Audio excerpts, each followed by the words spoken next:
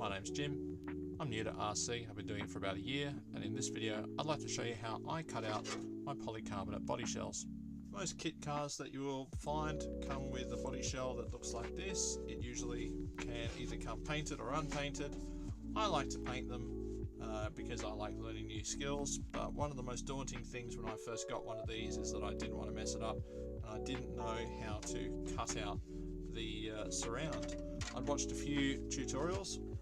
A lot suggested using polycarbonate scissors, so I did buy a set, and a lot of them suggested using a craft knife, which is probably my preferred method. I do change it up and use a little bit of one more than another. One other thing that I have found that I used is some sandpaper to tidy it up. Have a look before you start cutting at where the body line is on the model. So I can see this is the bottom of the wheel arch, and there is usually a little sort of swage line that goes along there, and that's what you'll be following. The way I do it is called the score and snap method. Basically, you use the craft knife to scratch or score the surface, and you bend sections back and forth and snap them out. I often use my scissors to cut out lengths as I'm going, so that eventually I'm removing material, working my way around the car. And keep in mind, you are not cutting through the polycarbonate with this knife, you are just scoring the surface. So one of the things I like to do to start is actually cut out a section. I cut some ribs going this way with my polycarbonate scissors, and then I'll score and snap between them and just break the pieces out as I go. As the wheel arches are cut, I'm going to start there. When you cut with polycarbonate scissors, one lesson I've learned is to never let the tip of the scissors go right to the edge of the cut like that, because where that divot is where a star or a crack will begin. So I always try to make sure that I cut 90% of the way, and then open my scissors back up again and creep along like that. Get this part started. It doesn't matter if I'm a little bit off, because I can bend and twist, break that out. You'll be surprised how little effort it takes to actually score and snap and get your way around. It will feel like it takes a long time. In reality, it's probably a 15 or 20 minute job. Over here, there is a little bit of a turn here, so I might need to use my scissors there.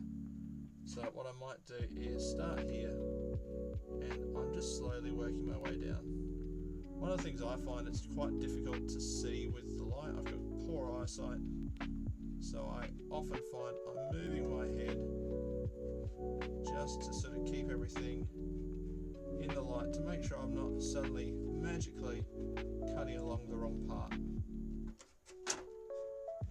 So I'll cut along here. Am I still in there? Yes, I'm still in that little swage line.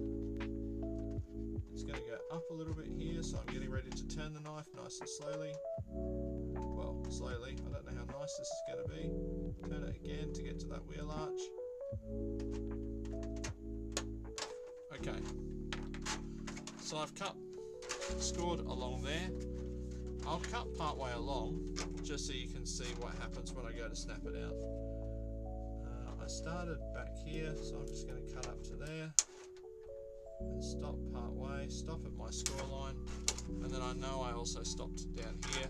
Because this goes up, I'm just going to cut it back here. You don't want to put too much strain on the body. Ideally,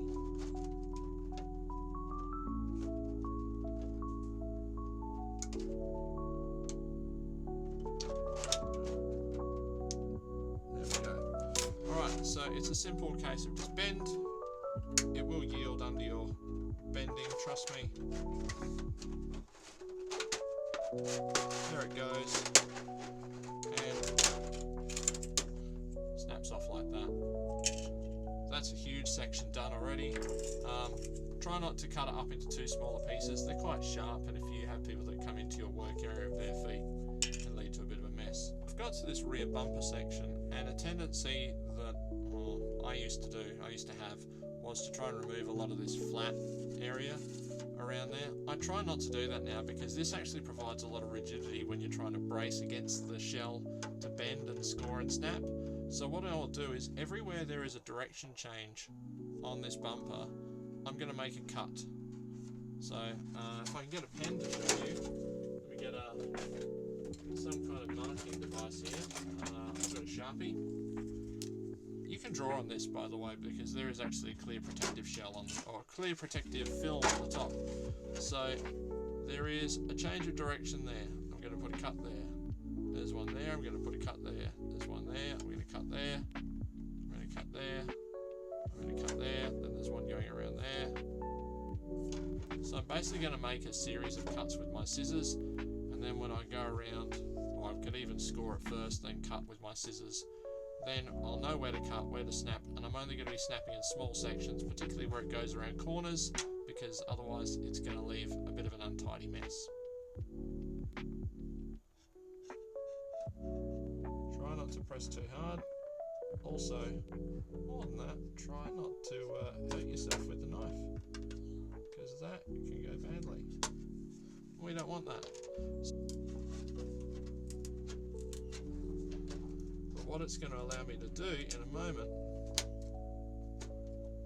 carefully up to the edge, then go back. This will get more and more flimsy as you remove this sort of flashing material. That's why I like to do it in stages. I'm not really very keen.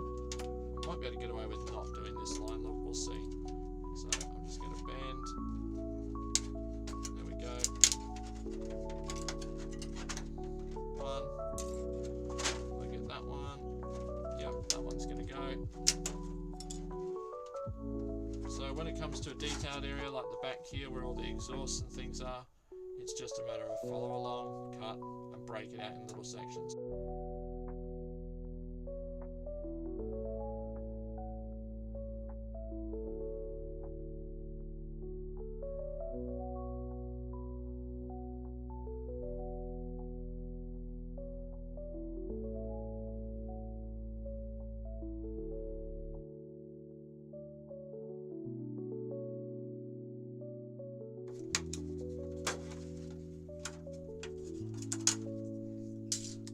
That's the shell cut out.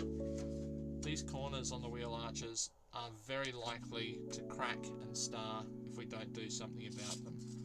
I would prefer to have a pair of straight scissors, but I can't justify to my wife spending the extra money on them, so I actually just use the back of the curved scissors, and I'm going to curve these lines back just to make sure that nothing is going to catch on it and start ripping the body apart. So it's as simple as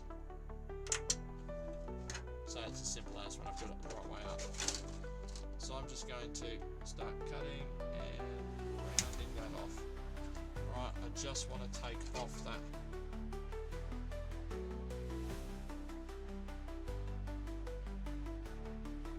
We're all done. If you've got any parts that you need to smooth out, I'm just going to pause and show you what I do for that. I've got a can of paint that I'm actually going to use on this body and some 400 grit sandpaper, basically for the wheel arches.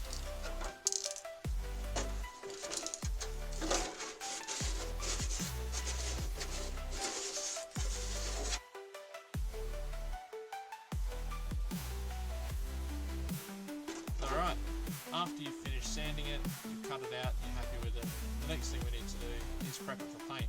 That will mean that I'm going to go inside, I'm going to put a little bit of dish soap in the sink, clean sink, and then I'm going to wash out the inside of the shell, because RC car shells are painted in reverse. Basically you paint, imagine the plastic is already the clear coat, you're going to paint your colour inside there. So I'm going to go and finish sanding this up, then I'm going to go in and wash it ready for some paint tonight. If you've liked this video, please consider subscribing or sharing. That helps my little channel to grow. It's a very new channel and I'd like to get to as many people as possible. Thanks very much for your time. I'll see you on the next one, hopefully.